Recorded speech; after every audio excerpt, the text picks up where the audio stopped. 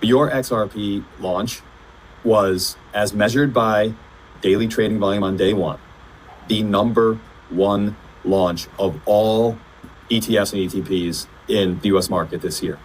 That is an absolutely insane stat. And so I'm going to use a round number of $60 million of daily, dollar volume on day one, which is just part and parcel to two things. Number one, you brought something to market where there was demand. And number two, the market wanted it and needed it. And so those type of liquidity parameters are something that really should be applauded. It should be applauded by the crypto industry. It should be applauded by the ETF industry. It should be applauded by the markets. So congrats to you guys. That's no small feat. Yeah, really appreciate it. And look, really acknowledge my team as well. We've got great partners. We've got great lawyers, Chapman and Cutler. But we also have an outstanding team that, some of us have been working together for a long time. If you think of who is the next buyer of crypto, it's someone for whom crypto is a small part of their portfolio. They don't necessarily have an opinion on Ethereum versus Solana or Bitcoin versus another asset. They just want to buy a broad swath of the crypto market and hold it for the long term. So I'm excited about launches like Solana and XRP. There are a few more that I think will be really great. I think Chainlink will be an amazing launch. There are others coming down the pipe.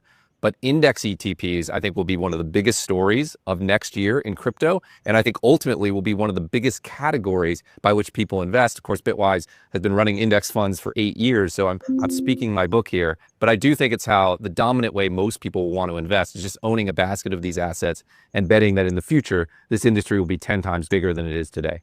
Today, I'm announcing that we're introducing the Bitcoin for America Act. And this deals with codifying the Strategic Bitcoin Reserve Executive Order and eliminating capital gains tax if you want to pay your taxes with Bitcoin. Now, a lot of hold on for dear lifers are going to, why would I part with my Bitcoin? I understand the concern. You don't have to, but you can. I started paying attention to Bitcoin back in 2012, 2013 when it was under $200. But when I came to Congress in 2016, I think a Bitcoin was $500 or $600. And you would think over that time, when it's peaked as high as north of $120,000, that some of my colleagues would have said, this guy might be right about some of these things. Yeah. But Congress is pretty stubborn. They stay the course. But think about that in terms of what it could do for a country that's $38 trillion in debt. Think if the United States was accumulating Bitcoin since 2012. Bitcoin is like at 81, and you're looking at what I regard as being the single worst moment in this decline was the moment between 330 and 430. And then Williams comes on, and then suddenly everything's fine. I don't think so. You don't think everything's fine? No, there's a lot of people who have to get out. Let them get out. This is not suddenly they wave a magic wand. We obviously have real issues.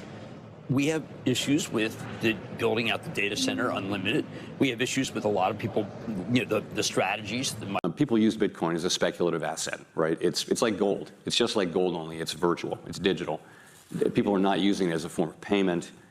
Or as a store of value. It's highly volatile. It's not a competitor for the dollar. It's really a competitor for gold. That's really how I think of it. If you're buying Bitcoin today, it's still early. I don't think it's too late. So if you have zero exposure to Bitcoin and you feel like you missed it, 95% of investors have zero Bitcoin exposure. So you're still way ahead. The game here is understanding. These digital assets have the ability to change the payment landscape of the world. And we need to be ready. We, the regulators, the world needs to be ready for a new wave of technology. In economic news, the September jobs report showed the American economy remains strong, with 119,000 new jobs added, more than double expectations. These gains came after the summer passage of President Trump's historic tax cuts and multiple big trade deals with countries around the world. In particular, construction jobs surged by 19,000 in September, the largest monthly gain in a year. Nearly all of this solid monthly job growth came from the private sector and went to Americans rather than foreign-born workers, the opposite of what we saw under the previous administration. Inflation also remains under control, and wages are up by 3.8% over the year for American workers because of President Trump's pro-growth policies.